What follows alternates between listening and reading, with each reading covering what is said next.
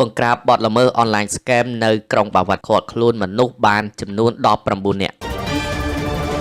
កម្លាំងគណៈបញ្ជាការឯកភាពក្រុងបាវិតសហការជាមួយនឹងកងរាជអាវុធហត្ថខេត្តស្វាយរៀងបានចុះស្រាវជ្រាវនិងបង្ក្រាបពាក់ព័ន្ធករណីសង្ស័យឆបោកតាមប្រព័ន្ធបច្ចេកវិទ្យាអនឡាញស្កេមចំនួន1ទីតាំងគឺនៅផ្ទះលំហែស្ថិតនៅសង្កាត់ច្រកម្ទេសក្រុងបាវិតខេត្តស្វាយរៀងដោយឃាត់ខ្លួនជនសង្ស័យបានចំនួន19នាក់និងដកហូតវត្ថុតាងបានមួយចំនួនធំប្រតិបត្តិការនេះបានធ្វើឡើងនៅថ្ងៃទី3ខែមិថុនាឆ្នាំ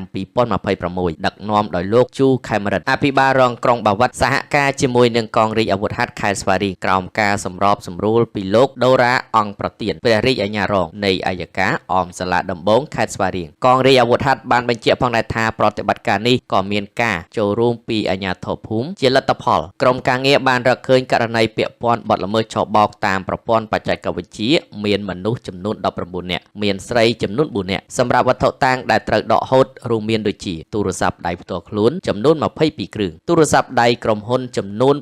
2100គ្រឿងលិខិតឆ្លងដែនចំនួន6ក្បាលសៀវភៅការងារចំនួន56សន្លឹកអត្តសញ្ញាណប័ណ្ណជនជាតិវៀតណាម9សន្លឹកដុំ Wi-Fi ចំនួន2គ្រឿងទូដែកចំនួន1គ្រឿងកុំព្យូទ័រយូដៃចំនួន19គ្រឿងកុំព្យូទ័រលើតុចំនួន5គ្រឿងម៉ាស៊ីនភ្លើងចំនួន2គ្រឿងក្រាមពណ៌សថ្លាចំនួន4កញ្ចប់និងសម្ភារៈប្រើប្រាស់គ្រឿងញៀនមួយចំនួនចំពោះមនុស្សនិងសម្ភារៈត្រូវបានបញ្ជូនទៅកងរាជអាវុធហត្ថខេត្តស្វាយរៀងដើម្បីធ្វើនីតិវិធីបន្តផងដែរ